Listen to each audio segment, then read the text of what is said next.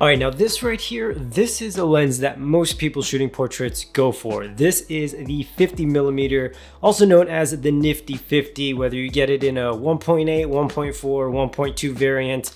The focal length is the same. Now, this is a very popular lens for good reason. It's quite versatile, like I said, especially when you're shooting portraits. It is a little bit more closer to the focal length that your eye naturally sees, and I think a lot of people tend to appreciate that in a lens. However, for me personally, I think this lens is a little tight, and I like to go with something a little bit wider. And that's where this comes in. It is a 24mm f1.4. This is my absolute favorite go-to lens when it comes to shooting portraits for a few reasons. Now, this is not popular by any means. A lot of people don't typically like to go very wide when they shoot portraits simply because it could give you some weird distortion right in the center of the frame. However, if you learn how to use the lens properly, I believe that you can pretty much eliminate this. And if you can't eliminate it just in camera, there are plenty of ways to do it in post within just a few clicks. So hear me out. Here are a few reasons why I love this lens and why I think it's a bit underrated, especially when you shoot some portraits. So unlike the 50mm, with the 24, you can actually get significantly closer to the subject that you're shooting.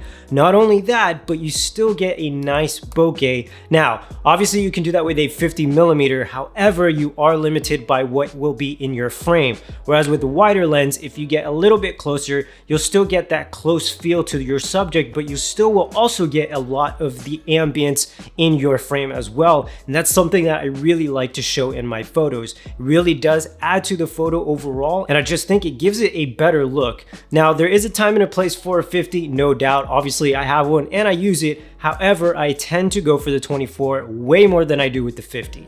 Now, obviously, you won't get the same compression on a 24mm that you would on a 50. However, that's still a look that I actually really like because, as I just said, you still get a lot more in the background and it could really help you tell the story and make the image that much more interesting. And that's just something that I find you can't exactly get with a 50mm. For me, I'll typically pull out the 50 when I want to get like a really tight shot where it's maybe just almost like a headshot, if you will, where the background is really not that important, or if there's a lot of crap in the background that I don't particularly want in the photo, then yeah, makes sense. I'll go ahead and pull out the 50. Now, believe it or not, the majority of my portrait work is actually shot on a 24mm. Now, one of the characteristics I love most about shooting portraits on the 24mm is it opens up a whole new world of creativity using that wide angle look to your advantage. And that's obviously something you can't get with a 50mm because it is just too tight. And I feel this actually really translates into the style of my work, especially when you're going for something that you may just want a slight tweak to stand out from a lot of other portraits. So there you have it. It's a bit unconventional, but it is one of my favorite lenses, and I think it is quite underrated. And if you don't already have one in your kit,